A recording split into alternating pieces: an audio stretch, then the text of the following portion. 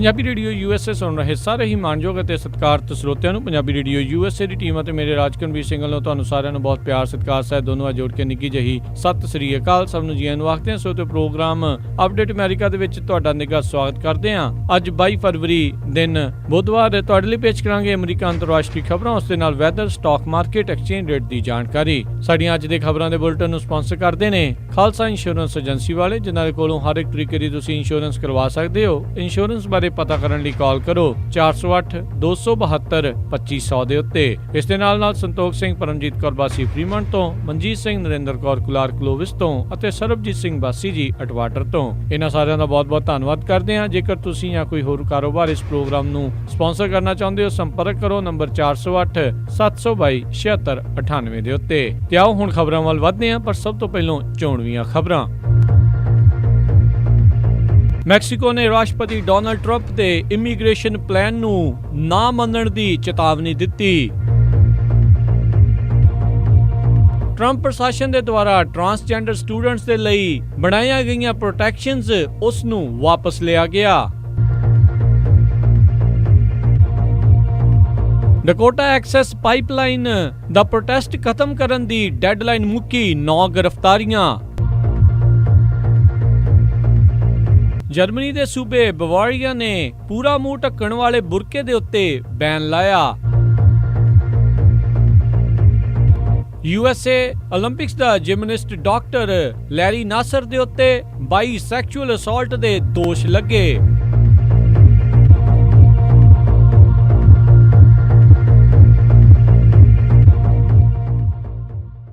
ਰਾਸ਼ਟਰਪਤੀ Donald Trump ਦੇ deputation guidelines ਦੇ ਉੱਤੇ ਮੈਕਸੀਕੋ ਨੇ ਅੱਜ ਬਿਆਨ ਜਾਰੀ ਕਰਦੇ ਹੋਏ ਆਖਿਆ ਵੀ ਉਹ ਇਸ ਡੈਪੂਟੇਸ਼ਨਸ ਨੂੰ ਕਿਸੇ ਵੀ ਹਾਲਾਤ ਦੇ ਵਿੱਚ ਸਵੀਕਾਰ ਨਹੀਂ ਕਰੇਗਾ। ਉਹਨਾਂ ਨੇ ਆਖਿਆ ਵੀ ਇਹ ਪਲਾਨ ਕੱਲਾ ਅਮਰੀਕਾ ਦੇ ਵੱਲੋਂ ਬਣਾਇਆ ਜਾ ਰਿਹਾ ਆ ਤੇ ਜਿਨ੍ਹਾਂ ਨੂੰ ਉਹ ਡਿਪੋਰਟ ਕਰ ਰਹੇ ਆ, ਅਸੀਂ ਉਹਨਾਂ ਨੂੰ ਬਿਲਕੁਲ ਵੀ ਨਹੀਂ ਲੈਣਾ ਚਾਹੁੰਦੇ। ਇਹ ਯੂਨੀਲੈਟਰਲ ਇੱਕ ਤਰਫਾ ਪਲਾਨ ਆ ਤੇ ਇਹ ਕਾਮਯਾਬ ਨਹੀਂ ਹੋ ਸਕਦਾ। ਇਹ ਬਿਆਨ ਮੈਕਸੀਕੋ ਦੇ ਫੋਰਨ ਮਿਨਿਸਟਰ ਲੂਇਜ਼ ਵਿਡੇਗਰੇ ਨੇ ਦਿੱਤਾ। ਜ਼ਿਕਰਯੋਗ ਗੱਲ ਹੈ ਵੀ ਸੈਕਟਰੀ ਆਫ ਸਟੇਟ ਰੈਕਸ ਟਿਲਰਸਨ ਅਤੇ ਹੋਮਲੈਂਡ ਸਿਕਿਉਰਿਟੀ ਸਕੱਤਰ ਜੌਨ ਕੈਲੀ ਅੱਜ ਮੈਕਸੀਕੋ ਦੇ ਵਿੱਚ ਪਹੁੰਚੇ ਨੇ ਅਤੇ ਕੱਲ ਵੀਰਵਾਰ ਨੂੰ ਉਹਨਾਂ ਨੇ ਮੈਕਸੀਕੋ ਦੇ ਰਾਸ਼ਟਰਪਤੀ ਉਹਨਾਂ ਦੇ ਨਾਲ ਗੱਲਬਾਤ ਕਰਨੀ ਆ। ਇਹਨਾਂ ਦੋਨਾਂ ਦੇ ਵੱਲੋਂ ਇਹ ਕੋਸ਼ਿਸ਼ ਰਹੇਗੀ ਵੀ ਇਹ ਇਮੀਗ੍ਰੇਸ਼ਨ ਦੇ ਉੱਤੇ ਡੈਪੂਟੇਸ਼ਨਸ ਨੂੰ ਲੈ ਕੇ ਉਹਨਾਂ ਨੂੰ ਉਹ ਮਨਾਉਣ ਅਤੇ ਨਾਲ ਜਿਹੜੀ ਗੱਲ ਸ਼ੁਰੂ ਤੋਂ ਚੱਲਦੀ ਆ ਰਹੀ ਆ ਵੀ ਬਾਰਡਰ ਦੇ ਉੱਤੇ ਜਿਹੜੀ ਵਾਲ ਬਣਾਉਣੀ ਆ ਉਸ ਦੇ ਲਈ ਪੈਸੇ ਦੇਣ ਦੇ ਲਈ ਉਹਨਾਂ ਨੂੰ ਵੀ ਮਨਾਉਣ, ਜੋ ਕਿ ਲੱਗ ਨਹੀਂ ਰਿਹਾ ਵੀ ਕਿਸੇ ਤਰੀਕੇ ਨਾਲ ਸੰਭਵ ਹੋ ਸਕਦਾ ਆ। ਨਾਲ ਹੀ ਦੱਸ ਜਾਈਏ ਮੈਕਸੀਕੋ ਦੇ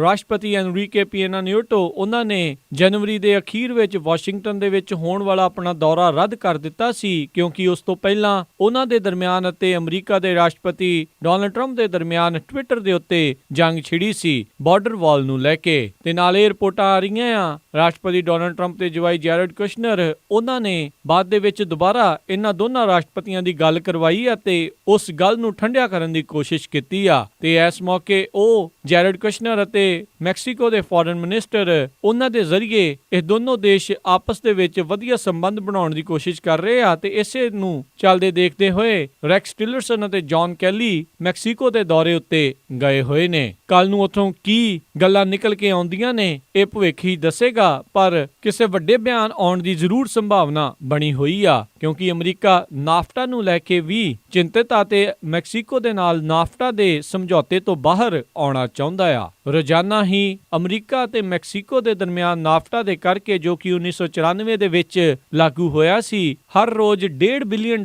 ਦਾ ਐਕਸਪੋਰਟ ਇੰਪੋਰਟ ਦਾ ਕਾਰੋਬਾਰ ਹੁੰਦਾ ਹੈ।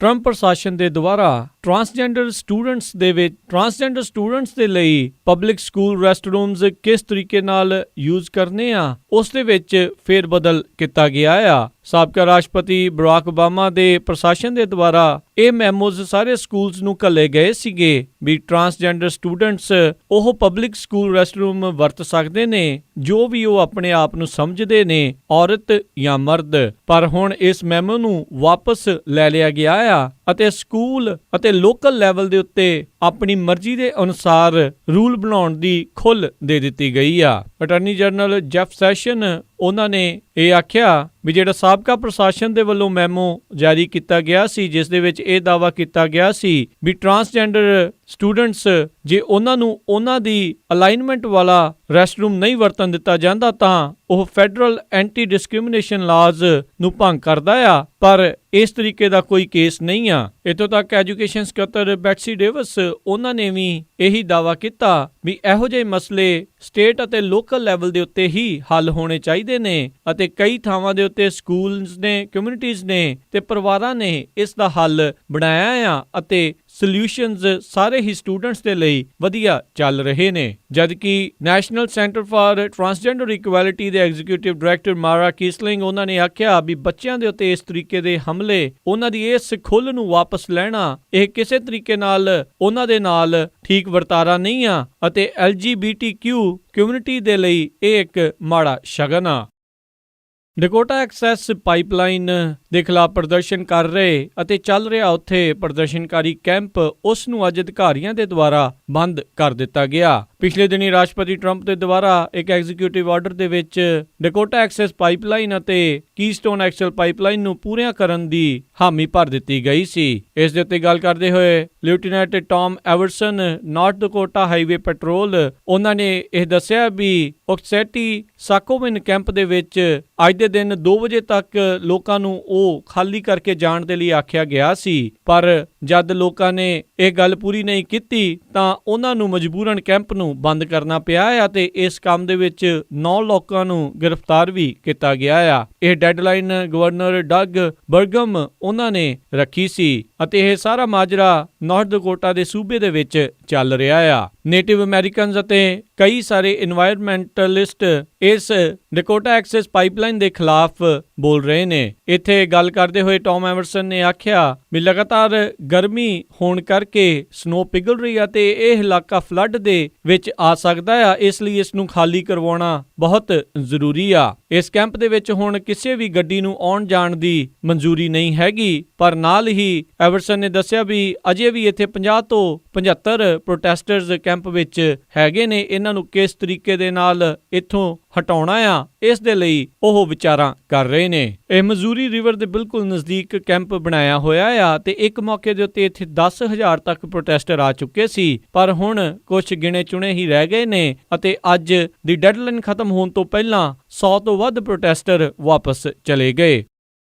ਜਰਮਨੀ ਦੇ ਸੂਬੇ ਬਵੇਰੀਆ ਨੇ ਅੱਜ ਇਹ ਅਨਾਉਂਸ ਕੀਤਾ ਆ ਜਿਹੜੀਆਂ ਵੀ ਔਰਤਾਂ ਪੂਰੇ ਮੂੰਹ ਦੇ ਉੱਤੇ ਬੁਰਕਾ ਪਹਿਨਦੀਆਂ ਆ ਉਸ ਨੂੰ ਹੁਣ ਗਵਰਨਮੈਂਟ ਵਰਕਪਲੇਸ, ਸਕੂਲ, ਯੂਨੀਵਰਸਿਟੀਜ਼ ਅਤੇ ਗੱਡੀ ਚਲਾਉਣ ਵੇਲੇ ਉਸ ਨੂੰ ਪੂਰਨ ਤੌਰ ਦੇ ਉੱਤੇ ਬੈਨ ਕਰ ਦਿੱਤਾ ਗਿਆ ਆ। ਇੰਟੀਰੀਅਰ ਮਿਨਿਸਟਰ ਹਰਮੈਨ ਉਹਨਾਂ ਦਾ ਇਹ ਕਹਿਣਾ ਸੀਗਾ ਵੀ ਜਦੋਂ ਆਪਾਂ ਗੱਲਬਾਤ ਕਰਦੇ ਆ ਚਿਹਰੇ ਦੇ ਉੱਤੇ ਕਿਸ ਤਰੀਕੇ ਦੇ ਹਾਵ ਭਾਵ ਆ ਉਹ ਦੇਖਣੇ ਵੀ ਜ਼ਰੂਰੀ ਹੁੰਦੇ ਆ ਤੇ ਇਸ ਬੁਰਕਾ ਜੋ ਕਿ ਪੂਰੇ ਮੂੰਹ ਦੇ ਉੱਤੇ ਪੈਂਦਾ ਆ ਉਸ ਕਰਕੇ ਲੁਕ ਜਾਂਦੇ ਆ। ਸੋ ਇਸੇ ਚੀਜ਼ ਨੂੰ ਮੱਦੇਨਜ਼ਰ ਰੱਖਦੇ ਹੋਏ ਉਹਨਾਂ ਨੇ ਸਰਕਾਰੀ ਕੰਮ ਕਰਨ ਵਾਲੇ ਜਗ੍ਹਾ ਤੋਂ, ਸਕੂਲਾਂ ਤੋਂ, ਯੂਨੀਵਰਸਿਟੀਆਂ ਤੋਂ ਅਤੇ ਗੱਡੀ ਚਲਾਉਣ ਵੇਲੇ ਇਸ ਨੂੰ ਬੈਨ ਕਰ ਦਿੱਤਾ ਆ। ਉੱਥੇ ਲੋਕਲਸ ਦਾ ਇਹ ਮੰਨਣਾ ਆ ਵੀ ਕਿਉਂਕਿ ਉੱਥੇ ਮੁਸਲਿਮ ਆਬਾਦੀ ਬਹੁਤ ਘੱਟ ਆ, ਇਸ ਕਰਕੇ ਇਸ ਬੈਨ ਦਾ ਕੋਈ ਬਹੁਤਾ ਅਸਰ ਨਹੀਂ ਦੇਖਿਆ ਜਾਵੇਗਾ। ਆਲਰੇਡੀ ਜਰਮਨੀ ਅਤੇ ਕਈ ਹੋਰ ਯੂਰਪ ਦੇ ਦੇਸ਼ਾਂ ਦੇ ਵਿੱਚ ਬੁਰਕੇ ਨੂੰ ਲੈ ਕੇ ਕਈ ਤਰੀਕੇ ਦੇ ਬੈਨ ਚੱਲ ਰਹੇ ਨੇ ਅਤੇ ਕੁਝ ਲੋਕ ਇਸ ਨੂੰ ਪਹਿਨਣ ਦੀ ਖੁੱਲ੍ਹ ਦੀ ਗੱਲ ਕਰਦੇ ਨੇ ਤੇ ਕਈ ਲੋਕ ਇਸ ਨੂੰ ਪੂਰੀ ਤਰ੍ਹਾਂ ਬੰਦ ਕਰਨ ਦੀ ਗੱਲ ਕਰ ਰਹੇ ਨੇ। ਉਹ ਸੂਬੇ ਦੇ ਆਪੋਜੀਸ਼ਨ ਪਾਰਟੀ ਅਰਾਈਕ ਗੋਟੇ ਨੇ ਆਖਿਆ ਵੀ ਇਹ ਸਰਕਾਰ ਦੇ ਵੱਲੋਂ ਮਹਿਜ ਇੱਕ ਪੋਲੀਟੀਕਲ ਸਟੇਟਮੈਂਟ ਦੇਣ ਦੀ ਕੋਸ਼ਿਸ਼ ਸੀ ਕਿਉਂਕਿ ਇਸ ਸੂਬੇ ਵਿੱਚ ਇਸ ਤਰੀਕੇ ਦੀ ਕੋਈ ਸਮੱਸਿਆ ਨਹੀਂ ਸੀ ਜਿਸ ਨੂੰ ਇਹਨਾਂ ਨੇ ਹੱਲ ਕਰਨ ਦੀ ਕੋਸ਼ਿਸ਼ ਕੀਤੀ ਆ। USA ਜਿਮਨਾਸਟਿਕ ਦਾ ਫਿਜ਼ੀਸ਼ੀਅਨ ਲੈਰਵੀ ਨਾਸਰ, ਜਿਸ ਦੀ ਉਮਰ 53 ਸਾਲ ਦੱਸੀ ਜਾਂਦੀ ਆ, ਉਸ ਦੇ ਉੱਤੇ 22 ਫੈਲਨੀ ਦੋਸ਼ ਲਾਏ ਗਏ ਨੇ ਤੇ ਇਹ ਸਾਰੇ ਹੀ first degree criminal sexual conduct ਦੇ ਦੋਸ਼ ਹਨ। Larry Nassar US female gymnast ਦਾ ਫਿਜ਼ੀਸ਼ੀਅਨ ਰਿਹਾ ਆ ਤੇ 4 올림픽ਸ ਦੇ ਵਿੱਚ ਵੀ ਗਿਆ ਆ ਤੇ ਨਾਲ ਹੀ ਮਿਸ਼ੀਗਨ ਸਟੇਟ ਯੂਨੀਵਰਸਿਟੀ ਜਿਮਨਾਸਟਿਕਸ ਦਾ ਟੀਮ ਡਾਕਟਰ ਵੀ ਆ। ਇਸ ਦੇ ਉੱਤੇ ਕਥਿਤ ਤੌਰ ਦੇ ਉੱਤੇ ਫੀਮੇਲ ਐਥਲੀਟਸ ਨੇ ਦੋਸ਼ ਲਾਏ ਆ ਵੀ ਮੈਡੀਕਲ ਕੇਅਰ ਦੀ ਆੜ ਦੇ ਵਿੱਚ ਉਹ ਉਹਨਾਂ ਨੂੰ ਸੈਕਸ਼ੂਅਲੀ ਅਬਿਊਜ਼ ਕਰਦਾ ਰਿਹਾ ਆ। ਦੋਸ਼ ਲਾਉਣ ਵਾਲਿਆਂ ਦੇ ਵਿੱਚੋਂ 2 ਕੁੜੀਆਂ 13 ਸਾਲ ਤੋਂ ਘੱਟ ਉਮਰ ਦੀਆਂ ਆ ਤੇ 7 13 ਤੋਂ 16 ਸਾਲ ਦੇ ਦਰਮਿਆਨ ਆ। ਇਹ ਸਾਰੀਆਂ ਚੀਜ਼ਾਂ ਦਾ ਖੁਲਾਸਾ ਮਿਸ਼ੀਗਨ ਦੇ ਅਟਾਰਨੀ ਜਨਰਲ ਬਿਲ ਸ਼ੂਟਸ ਉਹਨਾਂ ਨੇ ਕੀਤਾ। ਉਹਨਾਂ ਨੇ ਇੱਥੋਂ ਤੱਕ ਆਖਿਆ ਵੀ ਇਹ ਬੰਦਾ ਬਹੁਤ ਹੀ ਗਿਰਿਆ ਹੋਇਆ ਆ ਤੇ ਇਹ ਇੱਕ ਮੌਨਸਟਰ ਆ। ਜੇ ਇਸ ਦੇ ਉੱਤੇ ਇਹ ਸਾਰੇ ਦੋਸ਼ ਸਾਬਤ ਹੋ ਜਾਂਦੇ ਨੇ ਤਾਂ ਹਰ ਇੱਕ ਦੋਸ਼ ਦੇ ਲਈ ਇਸ ਨੂੰ ਉਮਰ ਕੈਦ ਹੋਵੇਗੀ। ਲੈਰੀ ਨਾਸਰ ਦੇ ਖਿਲਾਫ ਪਹਿਲੀ ਸ਼ਿਕਾਇਤ ਅਗਸਤ 2016 ਦੇ ਵਿੱਚ ਆਈ ਸੀ, ਜਿਸ ਤੋਂ ਬਾਅਦ ਦੇ ਵਿੱਚ ਪਬਲਿਕਲੀ ਹੋਰ ਬਹੁਤ ਸਾਰੀਆਂ ਜਿਮਨਿਸਟ ਉਹਨਾਂ ਨੇ ਇਹ ਖੁਲਾਸੇ ਕੀਤੇ। ਇਹੀ ਨਹੀਂ, ਕੈਂਪਸ ਦੇ ਵਿੱਚ ਇਸ ਖਿਲਾਫ 80 ਤੋਂ ਵੱਧ ਰਿਪੋਰਟਸ ਇਸੇ ਹੀ ਤਰੀਕੇ ਦੀਆਂ ਆ ਚੁੱਕੀਆਂ ਨੇ ਅਤੇ ਉਹਨਾਂ ਉੱਤੇ ਇਨਵੈਸਟੀਗੇਸ਼ਨ ਜਾਂਚ ਚੱਲ ਰਹੀ ਆ। ਸੋ ਤੋਂ ਸੁਣ ਰਹੇ ਸੀ ਆਪਾਂ ਅੱਜ ਦੀਆਂ ਕੁਝ ਅਹਿਮ ਖਬਰਾਂ। ਹੁਣ ਤੁਹਾਨੂੰ weather, stock market, exchange rate ਬਾਰੇ ਦੱਸਦੇ ਹਾਂ। ਸ਼ੁਰੂਆਤ ਕਰਦੇ ਹਾਂ ਸੈਨ ਹੋਜ਼ੇ ਦੇ ਵੈਦਰ ਤੋਂ, ਜਿੱਥੇ ਕਿ ਵੀਰਵਾਰ ਨੂੰ 54 ਡਿਗਰੀ ਹਾਈ 37 ਡਿਗਰੀ ਲੋ, ਸੈਨ ਫਰਾਂਸਿਸਕੋ ਵਿੱਚ 53 ਡਿਗਰੀ ਹਾਈ 43 ਡਿਗਰੀ ਲੋ, ਸੈਕਰਾਮੈਂਟੋ ਵਿੱਚ 54 ਡਿਗਰੀ ਹਾਈ 31 ਡਿਗਰੀ ਲੋ, ਯੂਬਾ ਸਿਟੀ ਵਿੱਚ 54 ਡਿਗਰੀ ਹਾਈ 32 ਡਿਗਰੀ ਲੋ, ਸਟਾਕਟਨ ਵਿੱਚ 53 ਡਿਗਰੀ ਹਾਈ 32 ਡਿਗਰੀ ਲੋ, ਟ੍ਰੇਸੀ ਵਿੱਚ 54 ਡਿਗਰੀ ਹਾਈ 32 ਡਿਗਰੀ ਲੋ, ਮੋਡੈਸਟੋ ਵਿੱਚ 55 ਡਿਗਰੀ ਹਾਈ 33 ਡਿਗਰੀ ਲੋ, ਫ੍ਰੈਸਨੋ ਵਿੱਚ 54 ਡਿਗਰੀ ਹਾਈ 33 ਡਿਗਰੀ ਲੋ, Bakersfield ਵਿੱਚ 53 degree high 36 degree ਲੋ, Las Angeles ਦੇ ਵਿੱਚ 62 degree high 42 degree ਲੋ, turkey ਵਿੱਚ 24 degree high 0 degree ਲੋ। ਰਾਤ ਨੂੰ ਬਰਫ਼ਬਾਰੀ ਹੋ ਸਕਦੀ ਆ। ਸਾਊਥ ਲੇਕ ਟਾਹੋ 'ਚ 26 ਡਿਗਰੀ ਹਾਈ 5 ਡਿਗਰੀ ਲੋ, 40% ਚਾਂਸ ਨੇ ਬਰਫ਼ ਪੈਣ ਦੇ। ਪੋਰਟਲੈਂਡ ਓਰੀਗਨ 'ਚ 43 ਡਿਗਰੀ ਹਾਈ 30 ਡਿਗਰੀ ਲੋ, 70% ਚਾਂਸ ਨੇ ਮੀਂਹ ਜਾਂ ਬਰਫ਼ ਪੈਣ ਦੇ। ਸਿਆਟਲ ਵਿੱਚ 43 ਡਿਗਰੀ ਹਾਈ 32 ਡਿਗਰੀ ਲੋ, ਫਲੈਗਸਟਾਫ ਐਰੀਜ਼ੋਨਾ 'ਚ 39 ਡਿਗਰੀ ਹਾਈ 13 ਡਿਗਰੀ ਲੋ, ਸਾਲਟ ਲੇਕ ਸਿਟੀ ਯੂਟਾ ਦੇ ਵਿੱਚ 34 ਡਿਗਰੀ ਹਾਈ 25 ਡਿਗਰੀ ਲੋ ਬਰਫ਼ ਪਵੇਗੀ। ਸ਼ਿਕਾਗੋ ਇਲੀਨੋਇਸ ਦੇ ਵਿੱਚ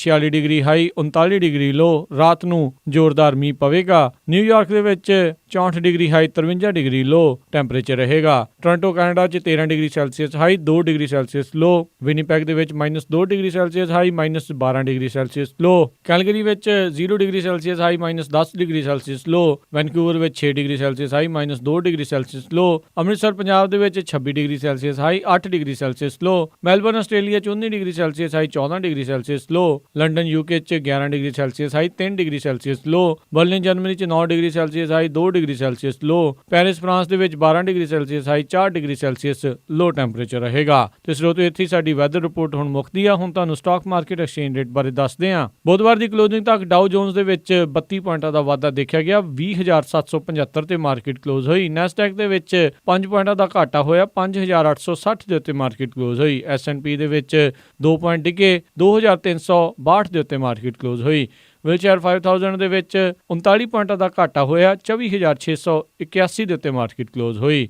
ਐਕਸਚੇਂਜ ਰੇਟ ਦੇ ਵਿੱਚ ਇੱਕ US ਡਾਲਰ ਦੀ ਕੀਮਤ 66 ਰੁਪਏ 97 ਪੈਸੇ, ਇੱਕ ਕੈਨੇਡੀਅਨ ਡਾਲਰ ਦੀ ਕੀਮਤ 50 ਰੁਪਏ 91 ਪੈਸੇ, ਇੱਕ ਬ੍ਰਿਟਿਸ਼ ਪਾਉਂਡ ਸਟਰਲਿੰਗ ਦੀ ਕੀਮਤ 83 ਰੁਪਏ 34 ਪੈਸੇ, ਇੱਕ ਯੂਰੋ ਦੀ ਕੀਮਤ 70 ਰੁਪਏ 70 ਪੈਸੇ, ਇੱਕ ਆਸਟ੍ਰੇਲੀਅਨ ਡਾਲਰ ਦੀ ਕੀਮਤ 51 ਰੁਪਏ 46 ਪੈਸੇ, ਇੱਕ ਨਿਊਜ਼ੀਲੈਂਡ ਡਾਲਰ ਦੀ ਕੀਮਤ 48 ਰੁਪਏ 17 ਪੈਸੇ, ਇੱਕ ਸਿੰਗਾਪੁਰ ਡਾਲਰ ਦੀ ਕੀਮਤ 47 ਰੁਪਏ 31 ਪੈਸੇ, ਇੱਕ ਬਹਿਰੀਨ ਦੇ ਦਿਨਾਰ ਦੀ ਕੀਮਤ 177 ਰੁਪਏ 63 ਪੈਸੇ, ਇੱਕ ਕੁਵੈਤ ਦੇ ਦਿਨਾਰ ਦੀ ਕੀਮਤ 219 ਰੁਪਏ 23 ਪੈਸੇ ਰਹੀ।